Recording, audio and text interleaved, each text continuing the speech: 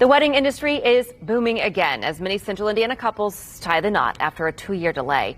In a 5-part series that starts today, our Lake and McGee looks at the pandemic's effect on weddings.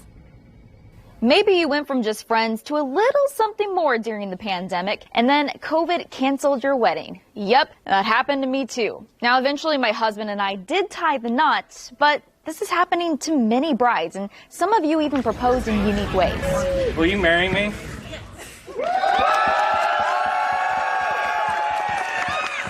Many of you sent me emails with similar stories, proposed, and then the pandemic hit.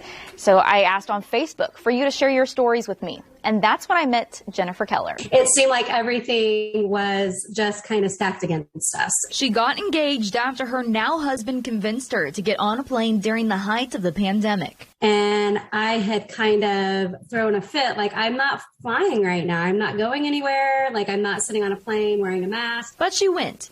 And then the wedding planning began, with a couple hiccups along the way. We actually planned our wedding twice. We planned it for 2021. We were going to go down to the Bourbon Trail and have a wedding.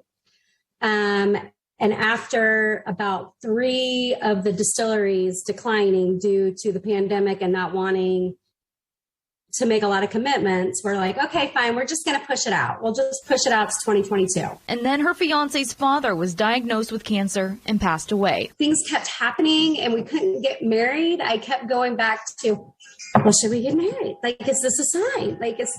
And then finally it's like, no, it's not. It's a sign that we don't need to wait to get married on a really, really big wedding. We just need to get married. They tied the knot on April 30th, 2022. Did you have the wedding you guys thought you would have? Oh, no. Our original wedding, I think the guest list was about 160 people.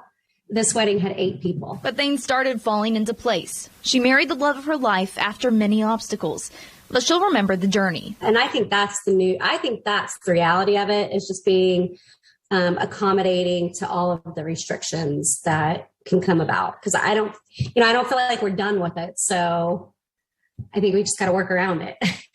Now, Jennifer lost $500 on her reception deposit, and according to LendingTree, on average, couples lost over $3,000 on non-refundable deposits. I'm Lake and McGee for WishTV, WishTV.com, and follow us on Facebook.